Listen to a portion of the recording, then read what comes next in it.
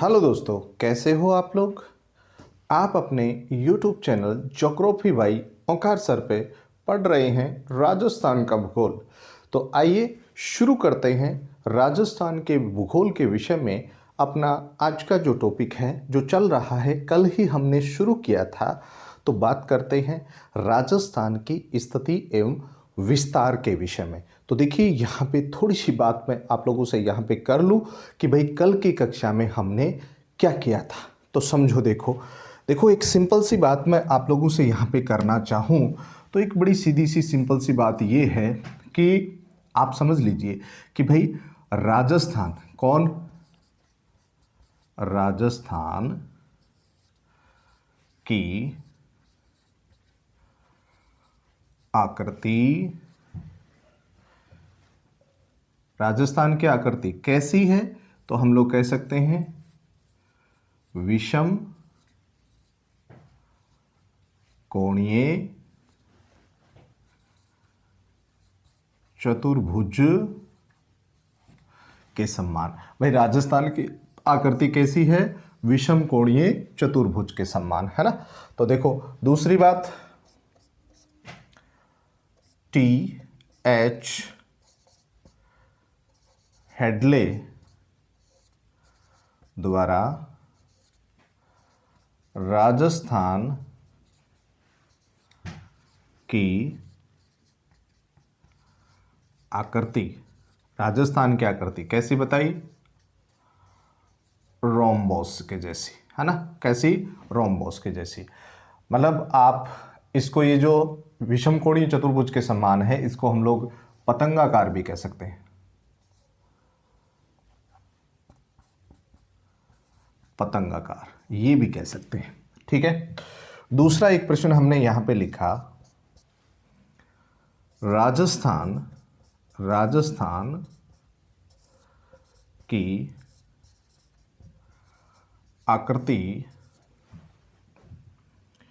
France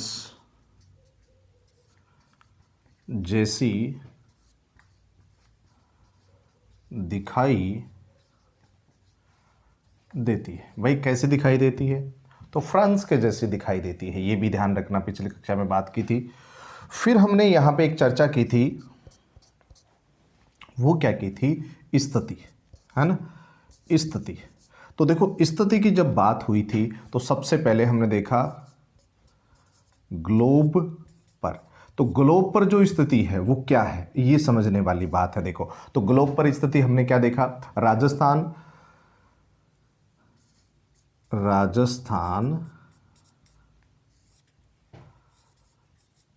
उत्तर पूर्वी गोलार्ध, उत्तर पूर्वी गोलार्ध या ईशान कोण पर स्थित है। भाई कल मैंने आप लोगों को बताया था कि ग्लोब पर, विश्व ग्लोब पर राजस्थान की स्थिति क्या है, राजस्थान उत्तर पूर्वी गोलार्ध अर्थात ईशान कोण पे स्थित है। फिर हमने एक और बात की थी कि एशिया महाद्वीप, एशिया महाद्वीप देखो नोट्स भी बना सकते हो आप लोग, इसके साथ साथ चैनल को लाइक, सब्सक्राइब और शेयर भी कर सकते हैं। तो आप देखो यहाँ पे हम लोग यहाँ पे भूगोल पढ़ रहे हैं, तो एशिया महाद्वीप पर जो राजस्थान की स्थिति है वो क्या है, तो आप कह सकते हो दक्षिणी पश्चिम, दक्षिण पश्चिम, है ना, या यूँ कह सकते हैं दक्षिण पश्चिम। तो आप सीधा सा कह सकते हो दक्षिण पश्चिम, है ना। या इसको क्या कह सकते हो आप, इसको कह सकते हो नैऋत्य कोण। क्या कह सकते हो, नैऋत्य कोण। इसको क्या बोलेंगे, नैऋत्य कोण। भाई एशिया महाद्वीप के हम लोग दक्षिण पश्चिम में स्थित है, मतलब राजस्थान एशिया महाद्वीप के दक्षिण पश्चिम में स्थित है, ये चीज ध्यान में रखनी है। फिर देखो एक आता है भारत पर। तो देखो भारत पर स्थिति की बात हमने जो की थी कल की कक्षा में, वो ये की थी कि भारत पर जो स्थिति है वो क्या है, उत्तर पश्चिम। मतलब भारत के राजस्थान कहाँ स्थित है? उत्तर पश्चिम में। या ये कोण कौन सा होगा? तो कोण हो जाएगा वायुव्य कोण। कौन सा कोण बोलो? वायुव्य कोण। तो आप लोग यहाँ पे साथ साथ जो है अपने नोट्स भी बना सकते हो, है ना। इस प्रकार से आपके बहुत ही शानदार नोट्स बन जाएंगे और आप लोग इस चीज़ को देख सकते हो। तो कल की कक्षा में हमने इसके विषय में क्या की थी? चर्चा की थी। तो चलिए आगे बढ़ते हैं और देखते हैं इसके आगे वाले प्रश्न जो हैं वो आज हमारे लिए क्या बनते हैं। तो इसका आप स्क्रीन शॉट ले सकते हो, ठीक है। उसके बाद में देखिए आगे बढ़ते हैं और चर्चा करते हैं हम लोग यहाँ पे इसके बारे में।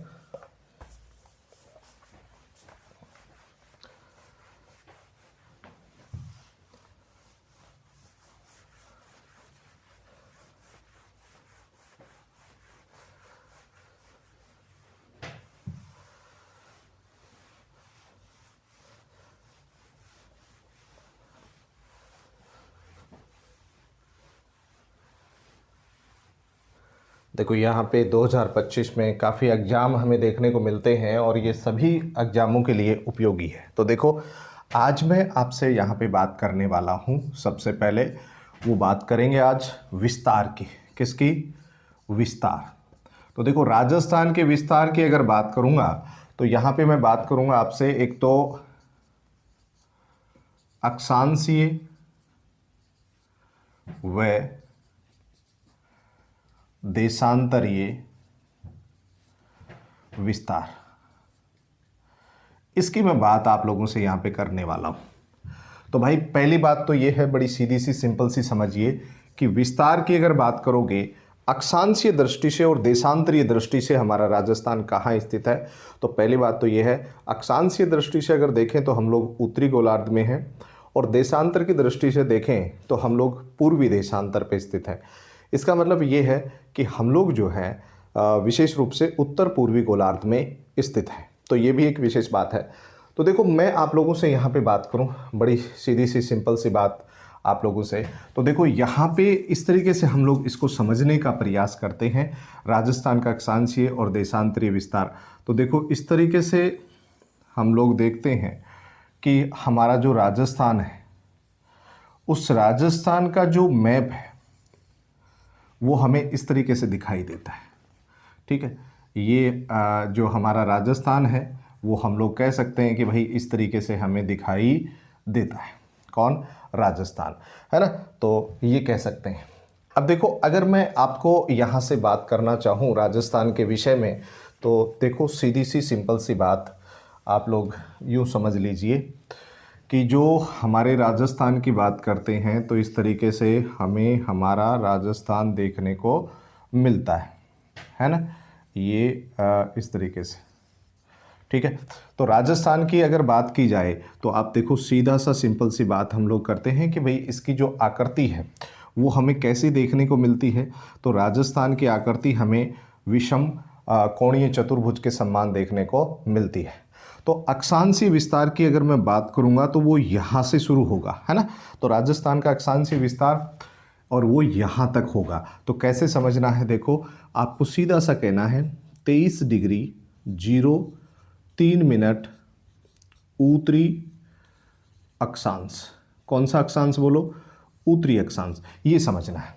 से लेकर के आपको कहना है 30 डिग्री 12 मिनट उत्तरी अक्षांश। उत्तरी अक्षांश पे हमारा राजस्थान स्थित है। तो ये एक सिंपल सी बात आपने यहाँ पे की कि 23 डिग्री 03 मिनट उत्तरी अक्षांश से 30 डिग्री 12 मिनट उत्तरी अक्षांश तक हमारा राजस्थान जो है वो विस्तृत है। और अगर हम लोग इनकी बात करें, अक्षांशीय अंतर की बात करें, किसकी? अक्षांशीय अंतर। देखो अक्षांशीय अंतर की अगर मैं बात कर लूँ ना तो करना क्या है इसमें? ये 30 डिग्री 12 मिनट में से आपको माइनस कर देना है 23 डिग्री 03 मिनट। तो माइनस किया तो कितना है? देखो 7 डिग्री 9 मिनट। ये अंतर देखने को मिलता है। मतलब अंतर का मतलब ये है कि यहाँ पे आपको इतनी अक्षांश पे हम लोग स्थित हैं, मतलब इतनी अक्षांश रेखाएं हमारे राजस्थान से गुजरती हैं। तो ये एक विशेष बात हमें यहाँ पे और देखने को मिलती है, जो कि आप लोगों को विशेष रूप से इसके बारे में क्या रखना है, ध्यान में रखना है। ठीक है, तो ये हम लोग कह सकते हैं यहाँ पे। ठीक है, इस तरीके से। ठीक है, तो अब आप लोग एक चीज़ को और देखिए, अगर हम लोग यहाँ पे बात करें तो ये हमारा उत्तर है, और ये उत्तर से दक्षिण की ओर अगर बात की जाए तो एक बात समझना, ये जो लंबाई है, इस लंबाई की अगर मैं बात करूं तो ये पता है कितनी है, ये 8026 किलोमीटर है। मतलब ये जो लंबाई है ये कितनी है, 8026 किलोमीटर है। ये भी ध्यान रखना है इस चीज़ का। एक और सबसे इम्पोर्टेंट बात मैं आप लोगों से यहाँ पे करूँगा, और वो इम्पोर्टेंट बात वो ये करने वाला हूँ मैं कि ये जो हमारा राजस्थान है, इस राजस्थान के यहाँ से एक महत्वपूर्ण अक्षांश रेखा गुजरती है, और इसको क्या कहते हैं, देखो 23.5 डिग्री, 23 डिग्री 30 मिनट उत्तरी अक्षांश। उत्तरी अक्षांश बोले तो इसको बोल सकते हैं भाई कर्क रेखा। क्या कह सकते हैं, कर्क रेखा। तो ये एक विशेष बात आपको यहाँ पे और देखने को मिल सकती है भाई, कर्क रेखा। तो कर्क रेखा राजस्थान के, देखो यहाँ पे राजस्थान के दक्षिणी भाग से गुजरती है। यहाँ डूंगरपुर है और ये है बांसवाड़ा। देखो इसको तो क्या बोलेंगे, डूंगरपुर, डूंगरपुर, और इसको क्या बोलेंगे, बांसवाड़ा, बांसवाड़ा। तो ये डूंगरपुर बांसवाड़ा से गुजरती है, और खास करके बांसवाड़ा का एक शहर है जिसको बोलते हैं कुशलगढ़। कुशलगढ़, कुशलगढ़ बांसवाड़ा के मध्य से गुजरती है ना।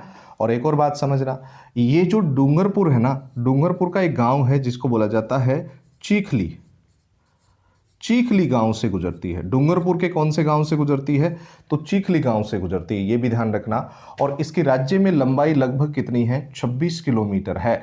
भाई कर्क रेखा की राज्य में लंबाई कितनी है, 26 किलोमीटर है। तो ये भी आपको समझ लेना है इस चीज़ को। और राजस्थान का अधिकांश भाग, आप एक चीज़ देखना, राजस्थान का अधिकांश भाग जो है वो कर्क रेखा के उत्तर में है। एक इस तरीके से आप समझिए, देखिए मैं आपको यहाँ पे बताऊं, ये क्या है, ये ग्लोब है, और इस ग्लोब के बीचों बीच आपको एक रेखा देखने को मिलती है जिसको कहते हैं 0 डिग्री भूमध्य रेखा। क्या कहते हैं बताओ, 0 डिग्री भूमध्य रेखा।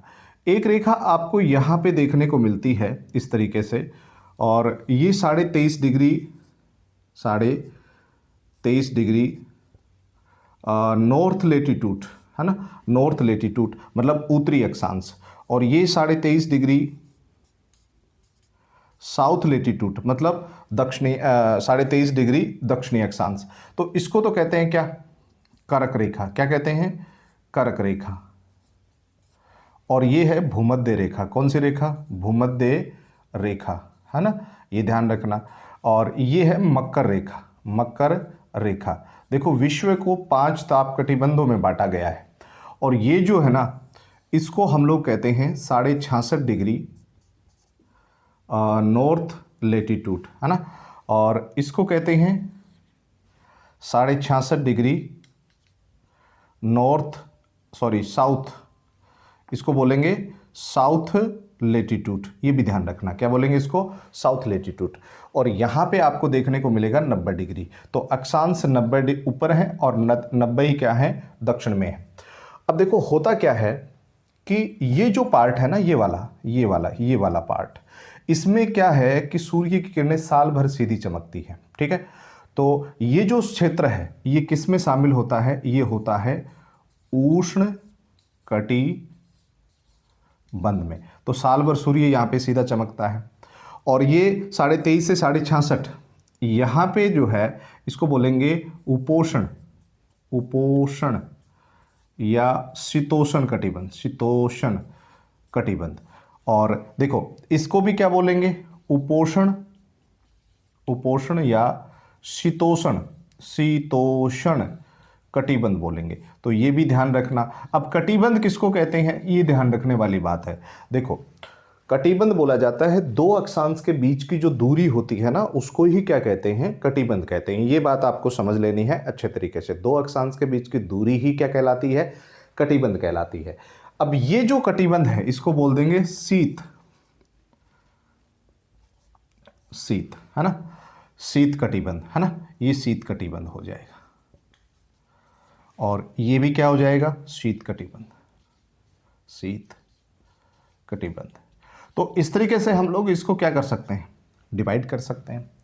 तो यहाँ हमारा जो राजस्थान है, तो राजस्थान का देखो अधिकांश भाग, भाई कर्क रेखा राजस्थान के दक्षिण से गुजरती है, तो राजस्थान का अधिकांश भाग कौन से कटिबंध में शामिल होगा, तो आपको ये बताना है कि राजस्थान का अधिकांश भाग किसमें होगा, उपोष्ण या शीतोष्ण कटिबंध में शामिल होगा। किसमें होगा, उपोष्ण या शीतोष्ण कटिबंध में शामिल हो जाएगा। तो ये अब बात आपको अच्छे तरीके से समझनी है और ध्यान में रखनी है, ठीक है। उसके बाद में देखिए, इसका मतलब ये हुआ कि राजस्थान का जो उत्तरी भाग है कर्क रेखा के उत्तर वाला, ये किस में आएगा, ये उपोष्ण कटिबंध में आएगा। और ये दक्षिण वाला भाग है, ये जो कर्क रेखा के दक्षिण वाला, ये आ जाता है किसमें, उष्ण कटिबंध में, ठीक है। उष्ण कटिबंध में मतलब डूंगरपुर बांसवाड़ा जो है वो उष्ण कटिबंध में भी आते हैं और उपोष्ण कटिबंध में भी आते हैं। तो ये आपको समझनी है एक बात। दूसरी बात इसमें ये समझनी है, आप देखो 21 जून को सूर्य सीधा चमकता है, तो इसका मतलब सूर्य की सीधी किरणें कौन प्राप्त करता है, बांसवाड़ा और डूंगरपुर करता है। और सबसे तिरछी कौन प्राप्त करेगा, यहाँ गंगानगर है और यहाँ हनुमानगढ़ है, यहाँ क्या पड़ेंगी, सबसे तिरछी किरणें पड़ेंगी। तो ये बात भी आपको ध्यान में रखनी है। एक चीज़ और यहाँ पे समझनी है, और ये इसका आएगा देशांतरीय विस्तार। क्या आएगा, देशांतरीय विस्तार। तो कितना है, तो ये बताना है। देखो इसको बोलेंगे 69 डिग्री 30 मिनट पूर्वी देशांतर से 78 डिग्री 17 मिनट पूर्वी देशांतर पे राजस्थान स्थित है। तो अब ये जो देशांतरीय विस्तार है, ये भी आपको बताना होगा। क्या बताना होगा, देशांतरीय विस्तार। तो देशांतरीय अंतर कितना है, तो ये समझो, देखो देशांतरीय अंतर, तो ये अंतर कितना आएगा। तो आपको करना क्या है, देखो इसमें बहुत इजी तरीके से करना है। 78 डिग्री 17 मिनट में से माइनस करना है 69 डिग्री 30 मिनट। तो देखो एक चीज़ समझना है यहाँ पे, एक चीज़ इसमें यह समझनी है आपको कि 17 में से आप 30 नहीं घटा सकते, है ना। 17 मिनट में से 30 नहीं घटेगा, तो भाई हम लोग क्या करेंगे, यहाँ से एक डिग्री लेंगे। देखो एक डिग्री जो होती है ना, एक डिग्री इसके बराबर होती है 60 मिनट। क्या होती है, 60 मिनट। तो यहाँ से हमने एक डिग्री उठाई 78 से, तो एक डिग्री में मिनट हमें कितनी मिल गई, 60। तो 60, 17 में 60 जोड़ 2 मिनट, तो कितनी हो गई ये टोटल, 77 मिनट हो गई। 77 में से आपको 30 घटाना है, 30 घटाओगे तो कितना बचेगा, 47 मिनट बच जाएंगे, ठीक है। यहाँ 77 बचे थे 77, और ये 69 इनमें से घटाएंगे तो कितना बचेगा, 8 डिग्री। तो ये ध्यान रखने वाली बात है। तो देशांतरीय अंतर क्या है, 8 डिग्री 47 मिनट, यानी लगभग राजस्थान में 9 डिग्री देशांतर रेखाएं राजस्थान से गुजरती हैं। तो ये समझने वाली बात यहाँ पे आपको ध्यान में रखनी है। अब दूसरी बात मैं अगर आपसे यहाँ पे करना चाहूँ, तो इसकी जो लंबाई है ये कितनी है बताओ, पश्चिम से पूर्व लंबाई, तो ये 869 किलोमीटर है, ठीक है। तो पूर्व से पश्चिम लंबाई क्या है, ज़्यादा है, ठीक है, जिसको कई लोग चौड़ाई भी बोल देते हैं। तो ये क्या है, ज़्यादा है ना, बजाय उत्तर से दक्षिण की लंबाई की, ठीक है। तो ये चीज़ समझनी है। दूसरी बात देखो, राजस्थान के सबसे पश्चिम में जो आखिरी गांव है वो है कटरा, और कटरा गांव किसका है, ये कटरा गांव जो है वो जैसलमेर का है। किसका है बोलो, जैसलमेर का। तो आखिरी गांव कौन सा हो गया, कटरा जैसलमेर का हो गया। अब देखो पूर्व में अगर आखिरी गांव की बात करें, तो पूर्व में आखिरी गांव होगा सिलावटा, और सिलावटा जो है, या सिलावट बोल सकते हैं इसको, सिलावट है ना, शिलोंग नहीं है ये, सिलावट है। तो ये किसका है, धौलपुर का है। ये लो धौलपुर हो गया यहाँ पे। सिंपल सी बात मैं यहाँ पे कर रहा हूँ आप लोगों के लिए। दूसरी बात, अगर उत्तर में आखिरी गांव की बात करें तो ये होगा कोणा। कोणा गांव किसका होगा, तो भाई गंगा नगर का होगा। कोणा गांव किसका होगा, गंगानगर का होगा, ये भी आपको समझ लेना है। ठीक है, दूसरी बात आपको ये समझनी है, तो दक्षिण में आखिरी गांव कौन सा है, तो वो हो जाएगा बोरकुंड। और ये बोरकुंड किसका है, तो भाई ये बांसवाड़ा का है। किसका है, बांसवाड़ा का। तो ये बात भी आपको समझनी है, बहुत ही अच्छे तरीके से समझ लो इस चीज़ को। ठीक है, दूसरी बात देखिए, अगर मैं यहाँ पे आप लोगों से करना चाहूँ तो एक प्रश्न आता है विकिरण लंबाई। क्या, विकिरण लंबाई।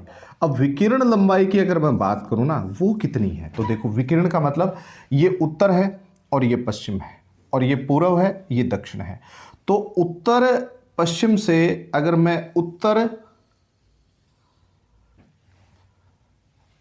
उत्तर पश्चिम से दक्षिण पूर्व की बात करूंगा तो इस विकिरण की लंबाई कितनी हो जाएगी, ये आपके पास आएगा 850 किलोमीटर। ये लंबाई हो गई 850 किलोमीटर। एक आपको उत्तर पूर्व से दक्षिण पश्चिम की ओर लंबाई देखनी है, तो ये कितनी आएगी, ये आएगी 784। लंबाई कितनी है, 784 किलोमीटर है। ये भी समझना है ना। एक और इसमें बहुत अच्छा प्रश्न बनेगा कि जो राज्य के मिडल में गांव है ना, जिसको बोला जाता है लामपोलाई।